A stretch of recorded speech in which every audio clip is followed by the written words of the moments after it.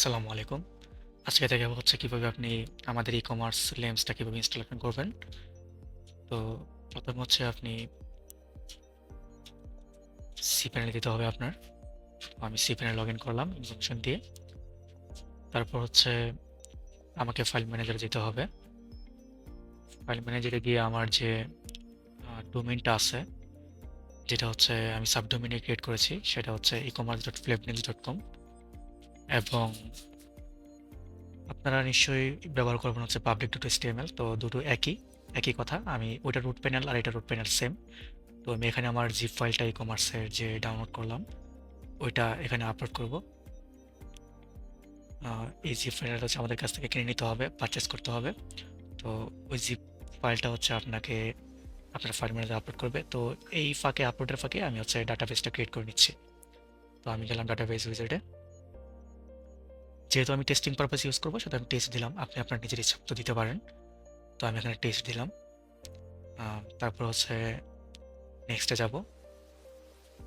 এখন হচ্ছে database user name, তো এটাও আমি টেস্ট দিলাম এবং পাসওয়ার্ড হচ্ছে আমার ইচ্ছা মতো দিলাম, যেটা হচ্ছে পাসওয়ার্ডটা আমি এখানে লিখে নিই #test2025। যেহেতু এটা নতুন বছর 2025, তো আমি এটা দিলাম এবং এটাকে আমি এখানে আবার পেস্ট করে দিলাম, যাতে আমি ওই ট্যাবে রেখে আসছি, যাতে আমার সমস্যা না হয়, আমি ফিচারে কাজে লাগাতে পারি। এবং এটাকে অল প্রিভিলেজ পারমিশন দিয়ে দিলাম এবং ডাটাবেস ইউজার নেম এবং পাসওয়ার্ড সেম। আমি এটাকে কপি করে আমি আবার ওইটার পাশে নিয়ে রেখে দিলাম, যাতে আমি ইনস্টলেশন কাজে লাগাতে পারি আর কি, বা আপনি আপনার নোটপ্যাডে রাখতে পারেন। তো আমার আপলোডেড কমপ্লিট হয়ে গেছে। এখন আমি ফাইল ম্যানেজারে যাচ্ছি। যাওয়ার পরে আমি এটাকে এক্সট্রাক্ট করব।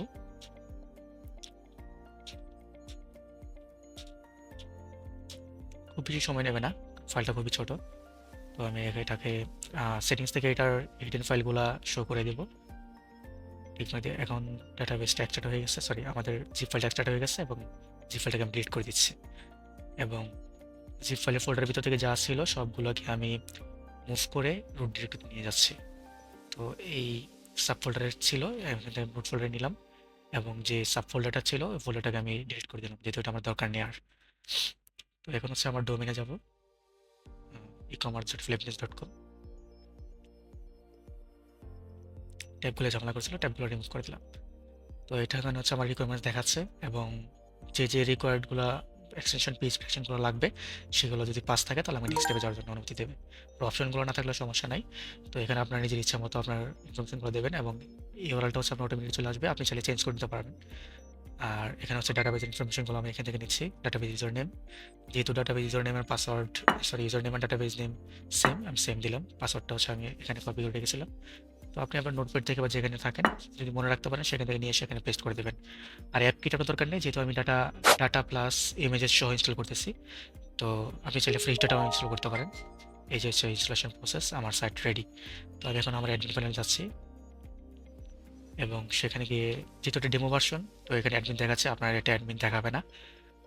তো এখান থেকে আমি আমার পাসওয়ার্ডটা চেঞ্জ করে নিচ্ছি। যেহেতু আমাদের ডেমো ভার্সন ছিল তাই আমাকে অ্যাডমিন নিচে শো করতেছিল লগ ইনের সময়, আপনার এটা শো করবে না। তো আমি হচ্ছে আমার প্রোফাইলে যাব, প্রোফাইলে গিয়ে আমার পাসওয়ার্ডটা চেঞ্জ করে নেব।